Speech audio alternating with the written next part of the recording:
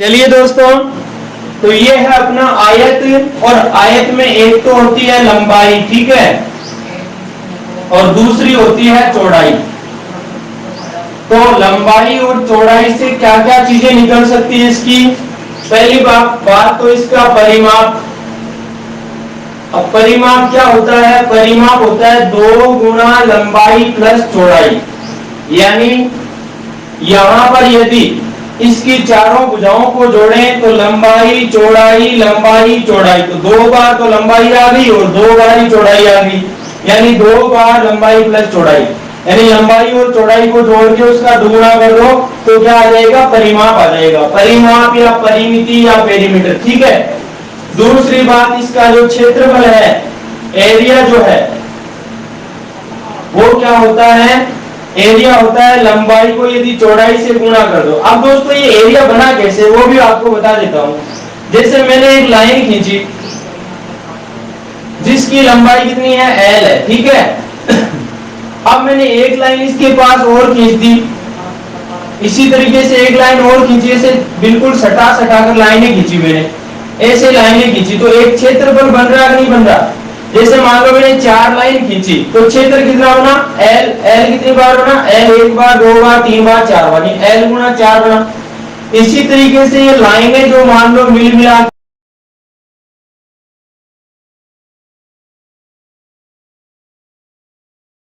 लाइनें थी तो 4 से गुना, और ये B हो रही है तो यहाँ पर L किससे गुना हो जाएगा? B से गुना, यानी लंबाई गुना चौड़ाई हो जाएगा, तो क्षेत्र बन जाएगा पूरा का पूरा। तो आयत का जो क्षेत्रफल होता है वो क्या होता है? लंबाई गुना चौड़ाई। इसके अलावा दोस्तों इसका प्रत्येक कोण 90 डिग्री होता है, और प्रत्येक कोण 90 डिग्री होता है तो फिर इसमें विकर्ण है ना, एक विकर्ण तो बनेगा आपका ये, और दूसरा विकर्ण बनेगा ये दोनों ही विकर्ण इसमें बराबर होते हैं। देखो इसमें क्या होता है कि विकर्ण की जो विशेषताएं होती है उनमें विशेषताओं में पहली बात तो कि विकर्ण एक दूसरे को समद्विभाजित करते हैं। समद्विभाजित करने का मतलब क्या हुआ कि ये एक दूसरे को बराबर भागों में बांटते हैं। ये वाला पोर्शन इसके बराबर है तो ये वाला इसके बराबर होगा, ठीक है। और दूसरी बात, विकर्ण बराबर होते हैं। बराबर होने का मतलब इस विकर्ण की लंबाई 10 है तो इसकी लंबाई भी कितनी? 10। तीसरी बात, विकर्ण लंबवत नहीं होते हैं, लंबवत नहीं होते हैं, यानी यहां पर जो कोण बनता है वो 90 डिग्री का नहीं बनता है, ठीक है।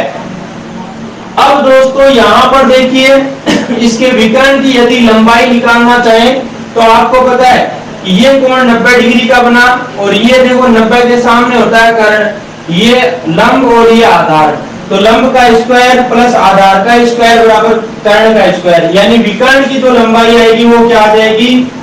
विकर्ण बराबर रूट लंबाई का स्क्वायर प्लस चौड़ाई का स्क्वायर, ठीक है। या फिर आप ऐसे कर सकते हो कि विकर्ण का यदि स्क्वायर दे रखा हो, विकर्ण का स्क्वायर, तो वो होता है लंबाई का स्क्वायर प्लस चौड़ाई का स्क्वायर के बराबर। और दोस्तों परिमाप, क्षेत्रफल और विकर्ण, इन तीनों में क्या रिलेशन होता है? देखिए रिलेशन मैंने निकाल के भी बताया था आप लोगों को कि L प्लस बी का स्क्वायर जो होता है वो क्या होता है? L square plus B square plus 2LB, A plus B का होल। अब दोस्तों L प्लस बी, L क्या चीज है? लंबाई, और B का मतलब चौड़ाई, ब्रेड, ठीक है। ये क्या चीज बनी? आपको पता है लंबाई प्लस चौड़ाई 2 बार होता तो परिमाप होता, लेकिन एक बार ये इसका मतलब आधा परिमाप हो गया, यानी परिमाप का आधा, परिमाप बट्टा 2, इसका स्क्वायर कर दो बराबर, ये क्या चीज है? लंबाई का स्क्वायर प्लस चौड़ाई का स्क्वायर। तो यहाँ देखो आप, लंबाई का स्क्वायर प्लस चौड़ाई का स्क्वायर क्या चीज है? विकर्ण का स्क्वायर, तो इसकी जगह लिख सकता हूँ विकर्ण का स्क्वायर। और ये जो चीज है 2 पढ़ा मैंने 2, और गुणा में L गुणा B, यानी लंबाई गुणा चौड़ाई क्या होता है दोस्तों? क्षेत्रफल होता है। लंबाई गुणा चौड़ाई क्या होता है? क्षेत्रफल होता है। इसलिए आपका परिमाप, विकर्ण और क्षेत्रफल में रिलेशन जो आता है वो क्या होता है कि परिमाप के आधे का स्क्वायर या वर्ग बराबर विकर्ण का वर्ग प्लस 2 गुना क्षेत्रफल। ये वाली बात है 6 दे दिया, ठीक है। अब x का मान 6 दे दिया। अब यदि इसका क्या करवाए, आपसे स्क्वायर करवाए, यानी x का स्क्वायर। अब x का स्क्वायर का मतलब क्या है, x कितनी बार आए, 2 बार। x गुणा x का मतलब है x का स्क्वायर, ठीक है। विक्रम जी बात समझ में आ रही है, यस और नो? और तो इधर जब मैंने x को x से गुणा किया तो इधर भी 6 को 6 से क्या करना पड़ेगा, गुणा, मतलब 6 का स्क्वायर करना पड़ेगा, यानी x का स्क्वायर बराबर, अब 6 का स्क्वायर का मतलब 6 गुणा 6, तो कितना हो जाएगा, 36 हो जाएगा। तो आपने देखा कि x का स्क्वायर बराबर कितना हो गया, 36 हो गया। अब यदि आप इसी बात को वापस यहाँ लेके जाते हो यहाँ लेके जाते हो तो आप क्या करोगे, दोनों पक्षों का वर्गमूल करोगे, वर्गमूल यानी रूट करोगे। अब रूट करोगे तो x स्क्वायर है, इसका रूट करोगे, और इधर 36 है तो इसका भी क्या करोगे, रूट करोगे। अब रूट का मतलब क्या होता है, देखो कोई भी संख्या है, जैसे मान लो 25 है और 25 के ऊपर रूट लगा है, तो इस रूट का मतलब ये होता है कि 25 की जो घात होती है ना, वो कितनी होती है, 1/2 होती है। ये जो चिन्ह होता है इसका मतलब पावर कितनी होती है, 1/2 होती है। और हम 25 को क्या लिख सकते हैं, 25 को 5 गुणा 5 लिख सकते हैं, है ना। तो 5 गुणा 5 का मतलब 5 का स्क्वायर हो गया, यानी 25 की जगह मैं क्या लिख सकता हूँ, 5 का स्क्वायर लिख सकता हूँ। और दोस्तों जब पावर के ऊपर पावर आ जाती है ना, तो वो क्या हो जाती है, गुणा हो जाती है, यानी ये दोनों गुणा हो गए तो 2 से आपका 2 कट जाएगा, तो क्या बचेगा, 5 की पावर 1। 5 की पावर 1 का मतलब 5 एक बार आया, तो 5 एक बार आया मतलब आपका आंसर कितना आया, 25 का रूट कितना हो गया, 5। समझ में आई मेरी बात, यस और नो? विक्रम जी बोलो कुछ तो।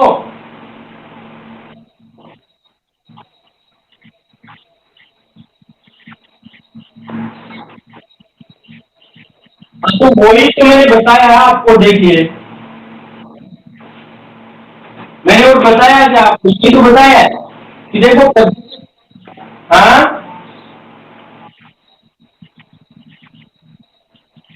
अब देखो जैसे x का स्क्वायर है और इसके ऊपर रूट लगा है, इस रूट का मतलब क्या होता है, इस रूट को जैसे हटाऊं तो इसका मतलब होता है इसकी पावर कितनी कर दूं, 1/2 कर दूं। ये बात समझ में आई कि नहीं आई?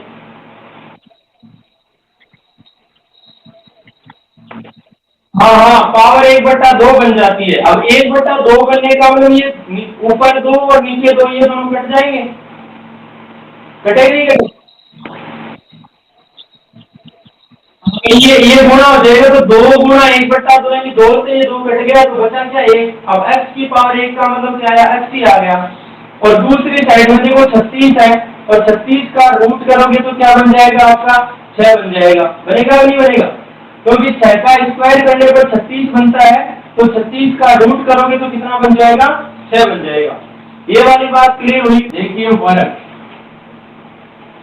तो वर्ग जो होता है, जैसे मैं कहूं 5 की पावर 2 लिखा मैंने, ठीक है, तो इसका मतलब क्या होता है, इसको बोलूंगा मैं 5 का वर्ग, ठीक है, या फिर इंग्लिश में बोलूं तो स्क्वायर ऑफ 5, ठीक है। इसका मतलब क्या हुआ, 5 की, भाई 5 के ऊपर 2 लगा, इसका मतलब ये नहीं है कि 5 गुणा 2, 5 गुणा 2 नहीं है, इसका मतलब है 5 गुणा 5, ठीक है। 5 2 बार आया तो इसे बोलूंगा 25। तो आपने क्या पढ़ा, 5 का वर्ग बोले या स्क्वायर ऑफ 5 बोले या 5 का स्क्वायर बोले, ठीक है ना, तो वो कितना होगा, 25 होगा। अब इसी बात को मैं उल्टा कहूं क्या, जैसे 25 है तो मैं लिखूं 25 का वर्गमूल, या कहूं स्क्वायर रूट ऑफ 25, यानी 25 का रूट, ठीक है। या फिर मैं इस तरीके से लिखूं तो भी वही बात है, या फिर मैं ऐसे लिखूं 25 की पावर 1/2, तो इसका भी मतलब एक ही है। चाहे 25 का वर्गमूल बोलूं, चाहे 25 का रूट बोलूं, चाहे 25 पे रूट का चिन्ह लगा के बोलूं, चाहे 25 की पावर 1/2 बोलूं, तो सारी की सारी बातें सेम है दोस्तों। और इसका मतलब क्या होता है, 5 होता है। अभी मैंने बताया था क्योंकि 25 का 5 का स्क्वायर लिख सकते हो और यहाँ पर 2 से 2 कट जाएगा तो 5 आपका आंसर आ जाएगा। तो आपने देखा कि 5 का वर्ग यदि 25 है तो 25 का वर्गमूल कितना होगा, 5 होगा। इसी बात को जैसे बड़े शब्दों में कहूं, मान लो कोई बड़ी संख्या ले ली मैंने, 32 ले ली, अब मैं कहूं 32 का वर्ग या 32 की पावर 2, तो इसका मतलब क्या होता है, 32 गुणा 32 होता है, जो कि कितना आता है दोस्तों, 1024 आता है। अब यदि इसका उल्टा पढ़ूं कि 1024 का वर्गमूल क्या होगा या 1024 का रूट क्या होगा, तो वो कितना होगा दोस्तों, 32 होगा। ये तो बात हुई वर्ग और वर्गमूल की। अब इसके अलावा जो बात है वो कौन सी है, घन वाली। तो घन का मतलब क्या है, पहली बात तो देखो यहां पर घन इंग्लिश में बोलूं तो क्यूब, ठीक है। अब घन का मतलब ये है, जैसे मैं कहूं 6 की पावर 3, तो इसे बोलूंगा मैं 6 का घन, ठीक है, या फिर बोलूंगा क्यूब ऑफ 6, ठीक है। ये बात बोलूं चाहे ये बात बोलूं चाहे ये बात बोलूं, या फिर मैं ये कह दूं कि 6 गुणा 6 गुणा 6, या फिर यूं कह दूं 6 से 36, 36 से 216। यानी अगर आप 6 को खुद से 3 बार गुणा कर दो तो कितना आएगा, 216 आएगा। और ये क्या होगा, 6 का घन होगा, ये क्यूब ऑफ 6 होगा, ठीक है। तो शायद मेरी इतनी बात आप लोगों के क्लियर हो गई होगी। अब इसका यदि मैं उल्टा करूं, यानी 216 है तो 216 का मैं क्या कहूंगा, घन नहीं बल्कि घन मूल, घन मूल। चाहे तो मैं ऐसे कहूं, चाहे इंग्लिश में बोलूं तो क्यूब रूट ऑफ 216, ठीक है, ऐसे बोलूं चाहे ऐसे बोलूं। चाहे फिर 216 का घनमूल का जो चिन्ह होता है वो ये होता है, देखो यहाँ पर कितना लगा होता है, 3 लगा होता है, और इसके ऊपर जो यहाँ घात लगी होती है ना, इस घात को बोलते हैं करणी घात। क्या बोलते हैं, करणी घात। जैसे यहाँ 10 घात लगी है तो इसको करणी घात बोलेंगे, ठीक है। और ये जो चिन्ह होता है इस चिन्ह को बोलते हैं करणी चिन्ह, ठीक है। अब दोस्तों इस बात को मैं ऐसे भी लिख सकता हूँ, कैसे कि 216 की पावर ये 3 नहीं बल्कि 1/3। यहाँ पर 10 होता है तो 1/10, 5 होता है तो 1/5, 3 है तो 1/3। तो दोस्तों इतनी सारी बातों का एक ही मतलब है, 216 का घनमूल बोलूं, क्यूब रूट ऑफ 216 बोलूं, या 216 पर ये चिन्ह लगा दूं तो इसका मतलब भी क्या है, घनमूल है, या फिर 216 की पावर 1/3 कर दूं तो भी ये क्या है, घनमूल है। अब दोस्तों जब इसको मैं सरल करूं तो 216 को मैं लिख सकता हूं ना, क्या 6 गुणा 6 गुणा 6 मतलब 6 की पावर 3 लिख सकता हूं ना, लिख सकता हूं। ऊपर है 1/3, तो देखो 3 से 3 कट जाएगा, यानी 6 की पावर 1 आएगा, मतलब आया कितना, 6।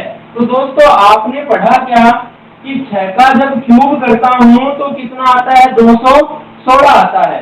तो 216 का यदि घनमूल करूंगा, क्वेश्चन है बिल्कुल नॉर्मल से बता रहा हूं दोस्तों, इजी वे में, एक आयत की लंबाई तथा चौड़ाई, एक आयत की लंबाई तथा चौड़ाई क्रमशः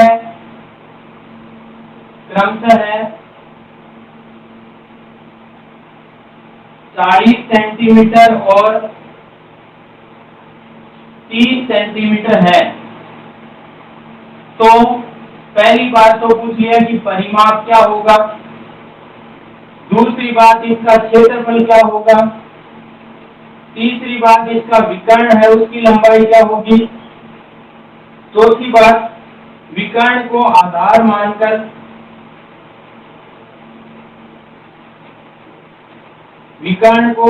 मानकर बने वर्ग का क्षेत्रफल क्या होगा, पांचवी बात विकर्ण को आधार मानकर बने समबाहु त्रिभुज का क्षेत्रफल क्या होगा, समबाहु त्रिभुज का क्षेत्रफल क्या होगा, छठवीं बात, विकर्ण को व्यास मानकर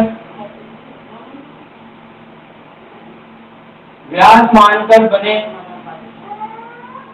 वृत्त का क्षेत्रफल क्या होगा। दोस्तों सारी चीजें कवर करवा रहा हूं एक ही क्वेश्चन में।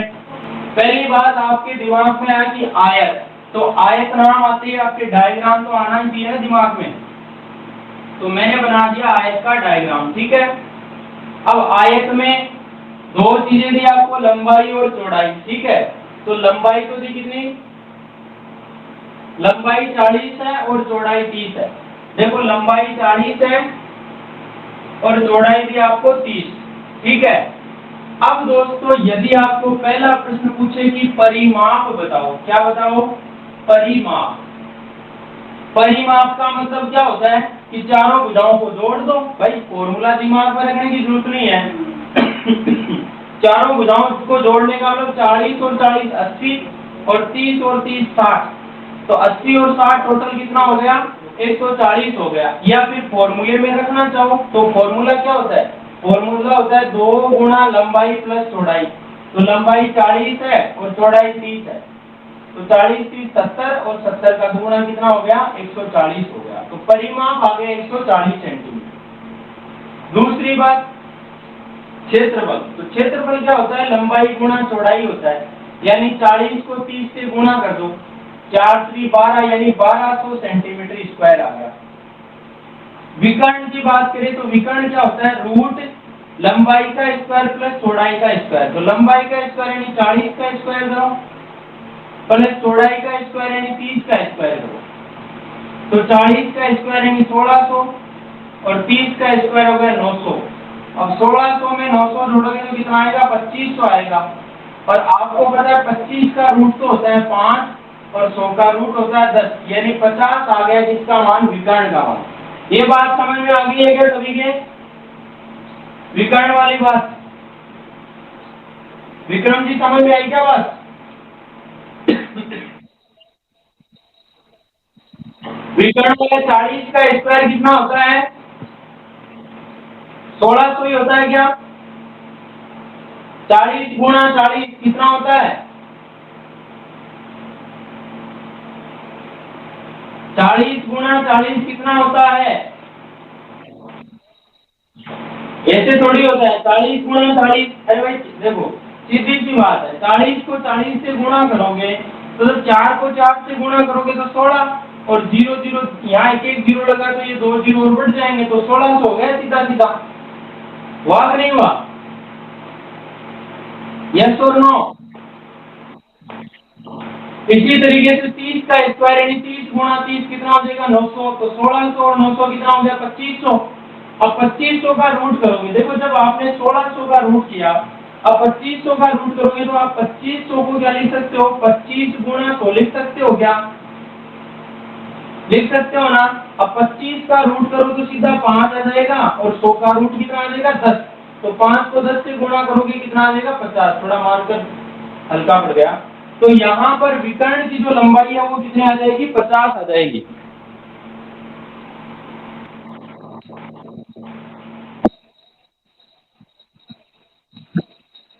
ठीक ठीक ठीक, देखो ये 40 है तो ये भी 40 और ये 30 है तो ये भी 30। ठीक है, अब परिमाप का मतलब क्या होता है, जब आपके मतलब समझ में आ जाएगा तो फॉर्मूले की जरूरत नहीं है ज्यादा, तो सभी को जोड़ते वो क्या इसका परिमाप है। तो 40 30 70 70 और 40 110 110 और 30 कितना हो गया 140, यानी कोई जरूरत नहीं यहाँ से लेके आप कहाँ तक चल दो वापस यही आ जाओ तो 140 आ जाएगा, जो कि क्या इसका परिमाप है।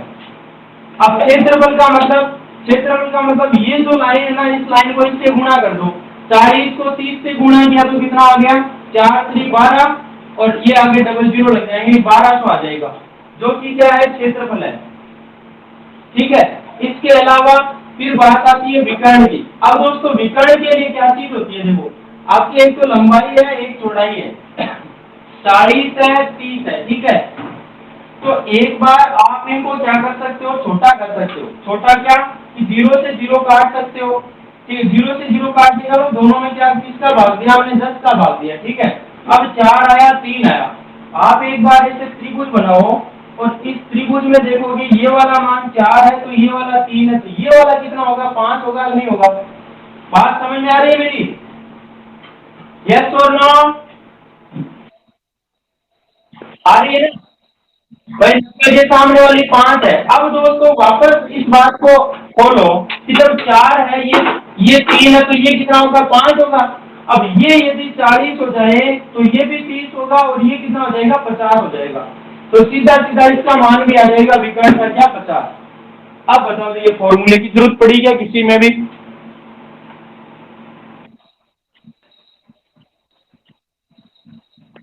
अरे आयत का फॉर्मूला तो आपके यूं मान लो दिमाग में बाकी कुछ नहीं करना, तो बेसिक कॉन्सेप्ट, मैं तो बेसिक कॉन्सेप्ट ही पढ़ाता हूँ आपको। बेसिक कॉन्सेप्ट दिमाग में रखोगे तो दिक्कत ही नहीं आएगी, है ना?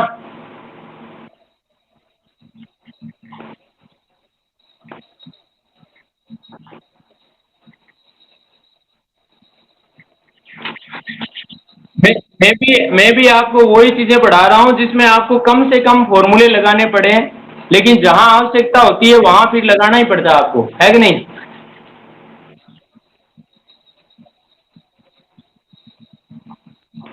बिल्कुल बिल्कुल बिल्कुल। नंबर 4 जो है दोस्तों, उसको समझना। सवाल नंबर 4 क्या कहता है कि भाई विकर्ण को आधार मानकर यदि आप कोई वर्ग बनाते हो तो उस वर्ग का क्षेत्रफल बताओ। अब दोस्तों आपने जो विकर्ण था, एक बार ये विकर्ण देखो, ये विकर्ण है और इसकी लंबाई कितनी आई, 50 आई, आई कि नहीं आई? इसको आधार मानकर एक वर्ग बनाओ। देखो ये 50 लंबाई है, इस लंबाई का एक वर्ग बनाते हो। क्या बनाते हो आप?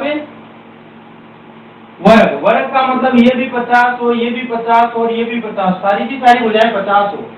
अब इस वर्ग का यदि आपको क्षेत्रफल पूछे, चाहे परिमाप पूछे, चाहे विकर्ण पूछे, चाहे कुछ भी पूछे, आप बता सकते हो। कैसे? आपको पूछा इसका क्षेत्रफल बताओ, तो छोटे सवाल में जवाब जो है वो क्या मिलेगा, इसका क्षेत्रफल क्या होता है भाई, लंबाई को चौड़ाई से गुणा कर दो। या फिर सीधी बात है कि वर्ग का क्षेत्रफल होता है भुजा का स्क्वायर। देखो वर्ग की बात करो यदि मैं, तो वर्ग का परिमाप होता है ना, परिमाप तो होता है, देखो 4 भुजाएं, चारों की चारों सेम है, यानी 4 गुणा भुजा हो जाता है। और यदि क्षेत्रफल की बात करूं तो होता है भुजा गुणा भुजा, यानी भुजा का स्क्वायर हो जाता है, ठीक है। और यदि विकर्ण की बात करूं तो विकर्ण का होता है √2 गुणा भुजा, √2 गुणा भुजा, ठीक है। ये वाली बात ध्यान में रखना। अब हमें पूछा है चौथे सवाल में क्या, इस विकर्ण को आधार मानकर बने वर्ग का क्षेत्रफल, यानी इसका क्षेत्रफल बताना है।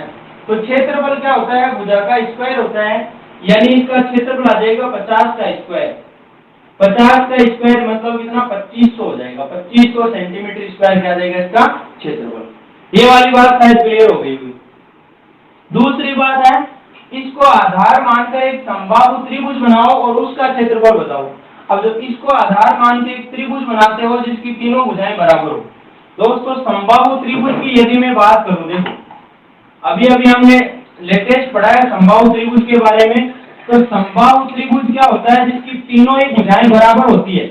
यदि इसका परिमाप पूछे तो 3 गुणा भुजा होता है, क्षेत्रफल पूछे तो √3/4 गुना भुजा का स्क्वायर होता है, और यदि ऊंचाई पूछे तो ये होती है √3/2 गुना भुजा, ठीक है।